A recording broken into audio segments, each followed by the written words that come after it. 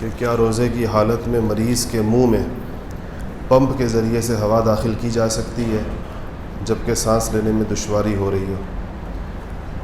اگر ہوا کے اندر کوئی اور چیز شامل نہ ہو، دوائی کے ذرات شامل نہ ہو، تو پھر مریض کو سانس لینے میں دشواری ہو تو اس کو پمپ کیا جا سکتا ہے۔ منہ کے ذریعے سے بھی کر سکتے ہیں، کسی پمپ کے ذریعے سے بھی کر سکتے ہیں، لیکن اگر اس میں دوائی کے ذرات شامل ہوئے جیسے کہ انہیلر کے اندر ہوتے ہیں تو پھر روزہ ٹوٹ جائے گا۔ صرف ہوا جانے سے روزہ نہیں ٹوٹتا منہ میں۔ چہرے کا پسینہ اگر منہ کے اندر چلا جائے تو کیا روزہ ٹوٹ جائے گا؟ اگر بالکل ہی معمولی ہو، جیسے نمی سی انسان کو محسوس ہوتی ہے تو ایک دو قطرے، تو پھر تو نہیں ٹوٹے گا، لیکن اگر پورا کوئی بہت زیادہ پسینہ ہوا اور ایک گھونٹ کی طرح انسان کو محسوس ہو تو پھر روزہ ٹوٹ جائے گا۔ کیا روزے کی حالت کے اندر میں ٹوتھ پیسٹ کر سکتا ہوں؟ ٹوتھ پیسٹ میں چونکہ پیسٹ استعمال ہوتا ہے اور پیسٹ کے حلق کے اندر جانے کا اندیشہ ہوتا ہے، اور اگر حلق کے اندر چلا گیا تو روزہ ٹوٹ جائے گا، اور جانے نہ جانے کا پتہ نہیں چلتا، اس لیے ٹوتھ پیسٹ نہیں کرنا چاہیے روزے کے اندر۔ مسواک کر سکتے ہیں، مسواک کرنے کے اندر کوئی حرج نہیں ہے۔ کیا موبائل اسکرین پر بغیر وضو کے قرآن کی تلاوت کر سکتے ہیں؟ کر سکتے ہیں۔ اس اسکرین کے حروف پر ہاتھ مت لگائیے، جو اسکرین پر جو قرآن ڈسپلے ہو رہا ہے تو حروف کو انگلی نہ لگائیں۔ ویسے اگر کوئی ڈیوائس پکڑی ہوئی ہے، آئی پیڈ ہے، کوئی ٹیبلٹ ہے، یا موبائل ہے، یا ہم اپنے ڈیسک ٹاپ پہ دیکھ رہے ہیں تو ان ساری صورتوں کے اندر تلاوت ہو سکتی ہے۔ اہل کتاب کو زکوٰۃ دے سکتے ہیں؟ نہیں دے سکتے، زکوٰۃ مسلمانوں کو دی جاتی ہے۔ مدرسے میں صاحب حیثیت لوگوں کے بچے بھی تعلیم حاصل کر رہے ہوتے ہیں تو مدرسہ زکوٰۃ کیسے خرچ کرتا ہے؟ جی، اصل میں مدرسے میں زکوٰۃ کے اندر چونکہ پرسنل اونرشپ ضروری ہوتی ہے، اس لیے 2-3 شکلیں ہوتی ہیں، جس کے ایک تو یہ ہوتا ہے کہ بچوں کو فرق کیا جاتا ہے اس میں مستحق اور غیر مستحق کے، تو مستحق بچوں کو زکوٰۃ کی مد سے وظائف اور اسکالرشپس دیے جاتے ہیں، غیر مستحق بچوں کو دوسری مدات سے دیے جاتے ہیں، اور اسی طرح ان کے باقی اخراجات کے اندر بھی۔ اسی لیے دونوں حسابات مدارس میں الگ رکھے جاتے ہیں کہ زکوٰۃ کا اکاؤنٹ الگ ہوتا ہے اور اس کی اماؤنٹ بھی الگ رہتی ہے اور غیر زکوٰۃ الگ رہتی ہے، تو وہ اپنے اپنے مصارف کے اندر جاتی ہے۔ روزے کی حالت میں انجیکشن لگا سکتے ہیں؟ تھوڑا سا اختلافی مسئلہ ہے، بیشتر علماء کے ذریعے تو لگا سکتے ہیں، بشرطے کہ وہ کہتے ہیں کہ کوئی دوا جو ہے وہ معدے کے اندر اس کے جوف تک یا اس کے منہ تک نہ پہنچائی جائے۔ باقی ہمارے شیخ، ہمارے حضرت جو ہیں وہ خود بہت بڑے فقیہ ہیں، اور ان کی رائے یہ ہے کہ انجیکشن سے روزہ ٹوٹ جاتا ہے، اور انہوں نے اس کے اوپر رسالہ بھی لکھا ہوا ہے اور اس پہ دلائل بھی دیے ہیں بہت زیادہ۔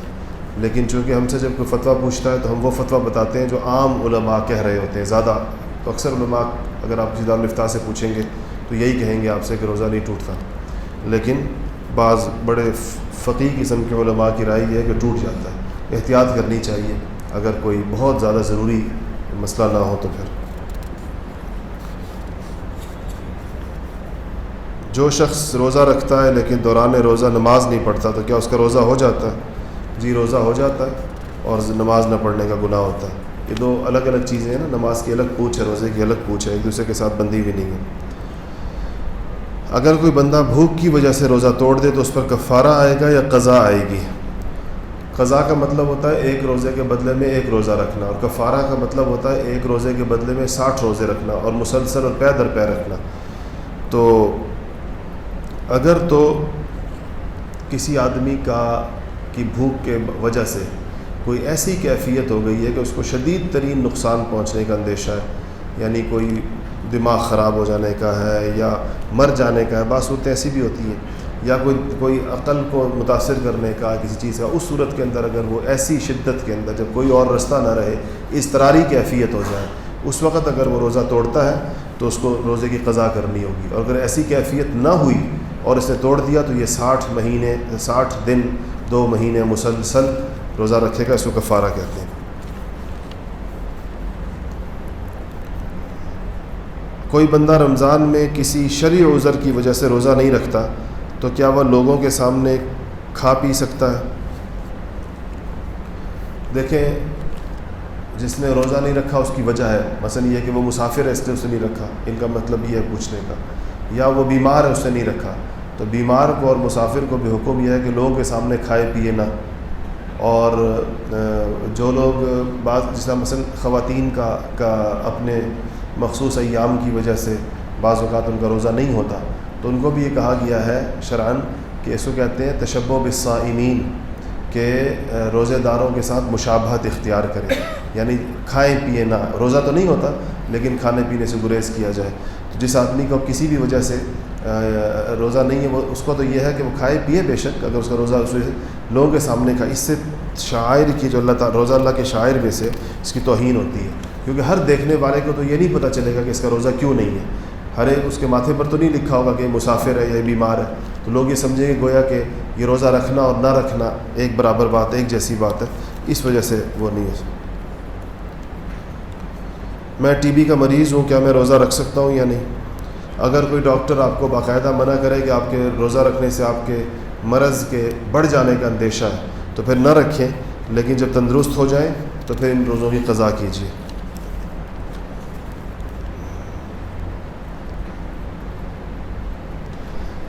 میرا ایک شخص کے اوپر قرضہ ہے اور وہ شخص زکوٰۃ کا مستحق ہے، اب وہ میرا قرضہ واپس نہیں کر سکتا اپنی غربت کی وجہ سے، تو کیا میں اپنا قرضہ اس کو زکوٰۃ کی مد میں معاف کر دوں؟ ایسا نہیں ہو سکتا۔ اگر کسی آدمی کے پاس آپ کی رقم ہے اور آدمی بھی مستحق ہے اور آپ نے قرضہ دیا ہوا تھا، اب وہ اتنا غریب ہے کہ آپ کا قرضہ ہی واپس نہیں کر سکتا، آپ نے زکوٰۃ دینی ہے، تو آپ سوچیں کہ میں وہی رقم اس کو زکوٰۃ میں چھوڑ دوں، ادھر اپنی زکوٰۃ کاٹ لوں ادھر اس کو چھوڑ دوں، تو ایسا نہیں ہو سکتا، اس لیے کہ یہ دو الگ الگ وہ ہیں کانٹریکٹس ہیں، ایک ہے قرضے کا دینا اور ایک ہے زکوٰۃ کا دینا۔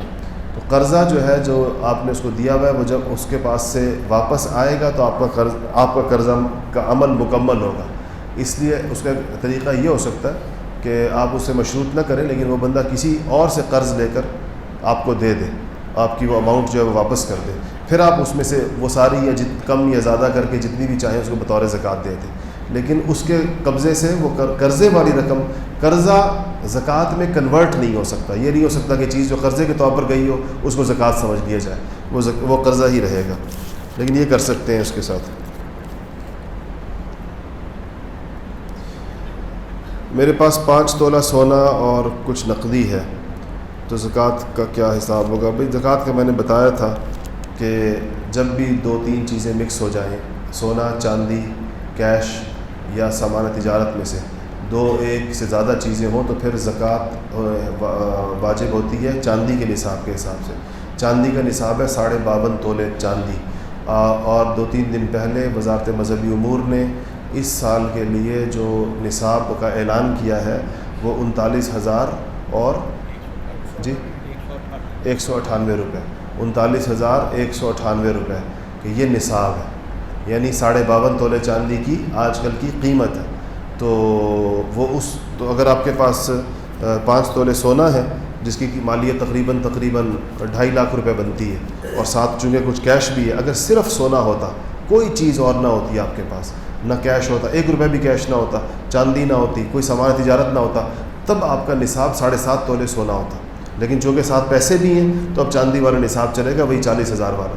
اب اس کے اوپر جو یہ رقم ہے، اس کے اوپر جو ہے وہ 5 تولے سونے پر جو 3.5 لاکھ بنتے ہیں میرے خیال ہے، تو اس کے اوپر وہی آپ تقریباً 7,500-8,000 روپے آپ کی زکوٰۃ آئے گی۔ ایک چیز اور بہت ہی امپورٹنٹ ہے، وہ میں نے جو پچھلے رمضان میں پچھلے جمعے کے اندر جو 15 چیزیں بتائی تھیں جس کے اوپر رمضان اس کے حساب پر کیا کہتے ہیں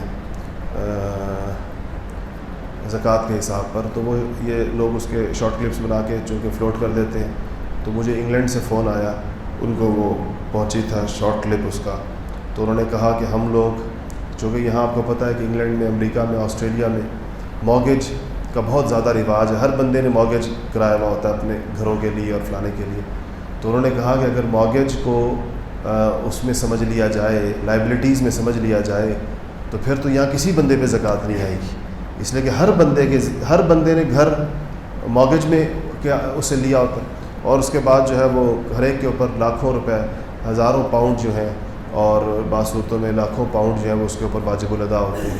تو اس کی میں نے کہا کہ وہ میرے بیان سے اس جگہ کی جو تفصیل تھی شاید ان کو اس سے یہ غلط فہمی ہوئی, تو اس پر میں پھر کسی اور وقت میں تفصیل بتا دوں گا. لیکن یہ نہیں ہوتا ایسے, اس لیے کہ آپ دیکھیں جو مارگیج ہوتا ہے وہ 2 قسم کے کانٹریکٹس ہوتے ہیں.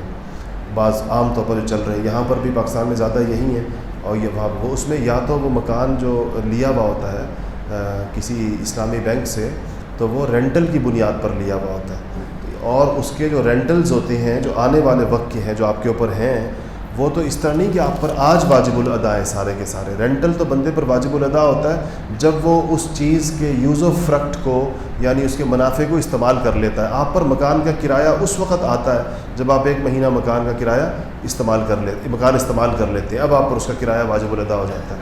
تو اگر آپ نے فرض کیجئے کہ اپنے مکان کا 10 سال کا کرایہ دیا ہوا ہے, تو اس کا مطلب یہ نہیں کہ وہ رقم آپ کی زکوٰۃ سے آؤٹ ہو جائے گی ساری کی ساری, کیونکہ وہ تو آپ نے ایڈوانس, آپ پہ لائبلٹی نہیں تھی, آپ نے ویسے. تو مجھے جن خاتون نے فون کیا انگلینڈ سے, تو انہوں نے کہا کہ ہم لوگ خود سے بغیر کسی مطالبے کے بینک کے, ہمیں مہینے بعد قسط دینی ہوتی ہے, لیکن ہم اپنی سہولت کے لیے 6 مہینے کی قسطیں اکٹھی دے دیتے ہیں. تو اب جب 6 مہینے کی قسط ہماری نکل رہی ہے ابھی رمضان سے, تو اس کا مطلب یہ ہے کہ اس 6 مہینے کی قسط پر 10,000 پاؤنڈ وہ کہہ رہی تھی, تو کہ 10,000 پاؤنڈ ہمیں بھی دے رہے ہیں, اور لیکن ہم مطالبہ جو ہے وہ 1100-1200 پاؤنڈ کا ہے, لائبلٹی 1200 پاؤنڈ کی ہے, یہ اپنی مرضی سے ایڈوانس پیمنٹ کر رہے ہیں, تو پھر اس پہ زکوٰۃ آئے گی. پتہ نہیں, وہ کہہ رہی تھی کہ اس بیان سے غلط فہمی پیدا ہو رہی ہے کہ اس بات سے کہ کسی کے ذمے جو بھی لائبلٹی ہو, وہ اس کو لائبلٹی سمجھ رہی تھی, وہ بنتی نہیں ہے اصل میں. تو میں نے کہا میں اس کی وضاحت کر دوں گا آج انشاءاللہ, اس کی تفصیل کسی وقت چاہیے تو پھر بتا دوں گا. اچھا جی,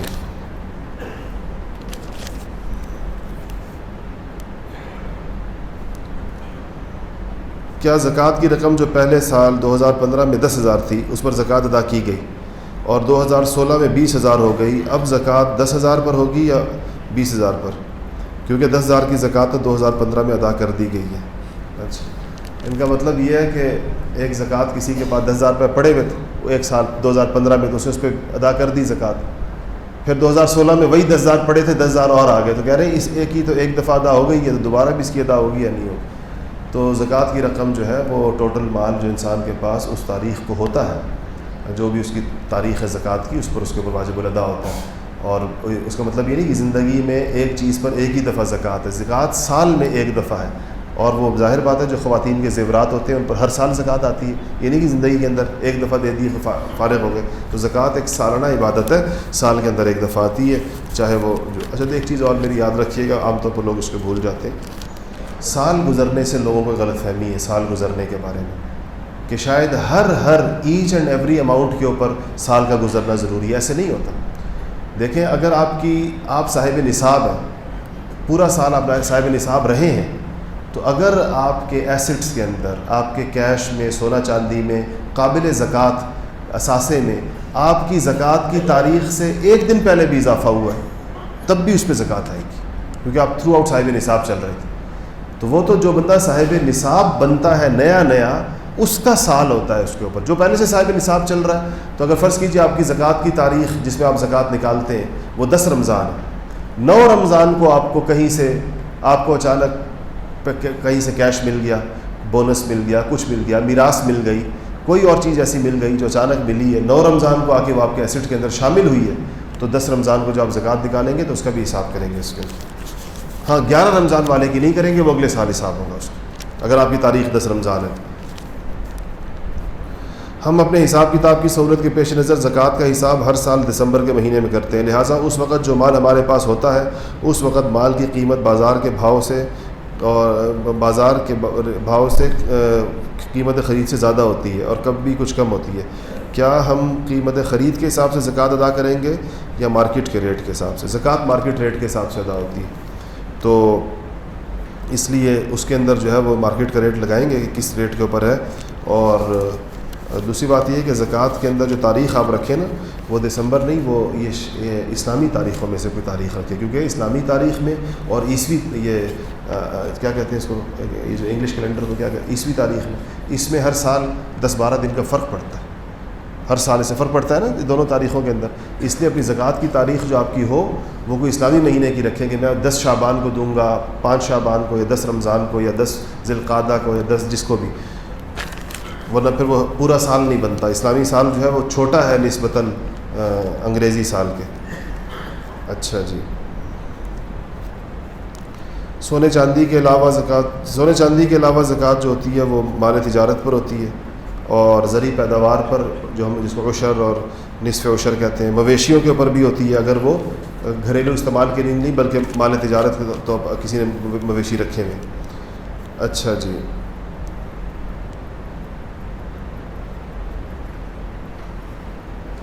زیورات کے اوپر تو زکوٰۃ ہوتی ہے. بعض گھروں کے اندر سونے چاندی کے برتن بھی ہوتے ہیں, کیا ان کے اوپر بھی زکوٰۃ ہوتی ہے؟ سونا چاندی جس شکل کے اندر بھی ہو, چاہے زیورات کی شکل میں ہو, چاہے بسکٹس کی شکل میں ہو, ٹکیوں کی شکل میں ہو, برتنوں کی شکل میں ہو, کسی بھی شکل میں اس کے اوپر ہوگی. اگر کوئی بندہ مکان کی تعمیر کے لیے رقم جمع کر رہا ہے تو کیا اس رقم پر بھی زکوٰۃ ہوگی؟ جی بالکل ہوگی, اگر وہ رقم کی شکل کے اندر ہے. اگر اس نے اس سے پلاٹ لے لیا تو نہیں ہوگی, اگر اس نے اس سے بلڈنگ میٹیریل لے لیا تو نہیں ہوگی, اگر یہ مکان وہ اپنے رہنے کے لیے بنا رہا ہے. لیکن اگر وہ اس کے پاس وہ رقم کیش کی شکل میں ہو یا سونا چاندی کی شکل میں ہو تو اس پہ زکوٰۃ آئے گی.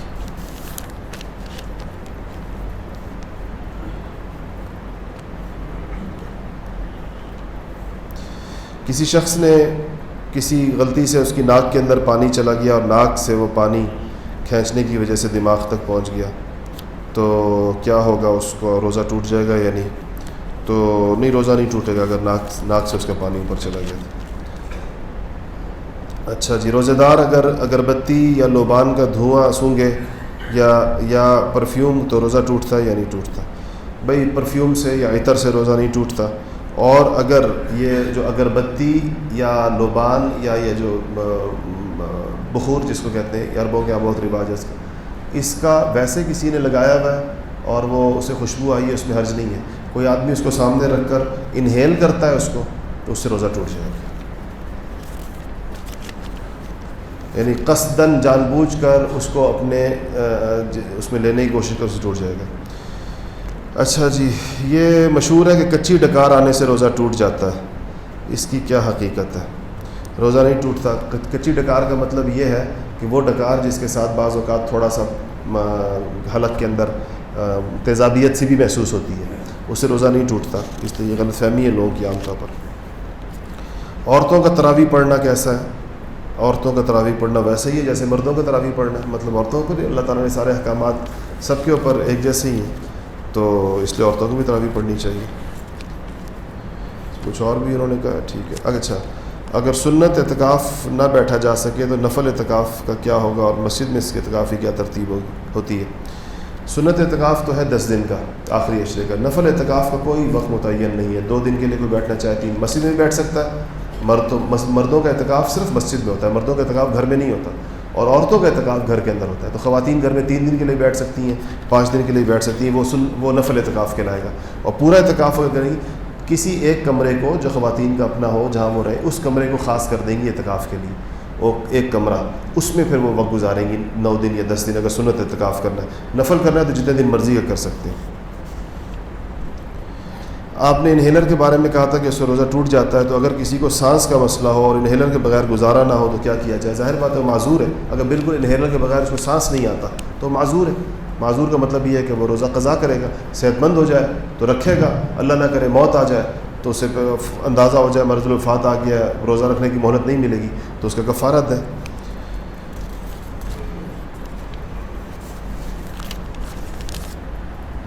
دعا کریں. الحمدللہ رب العالمین, الصلاۃ والسلام علی رسول اللہ.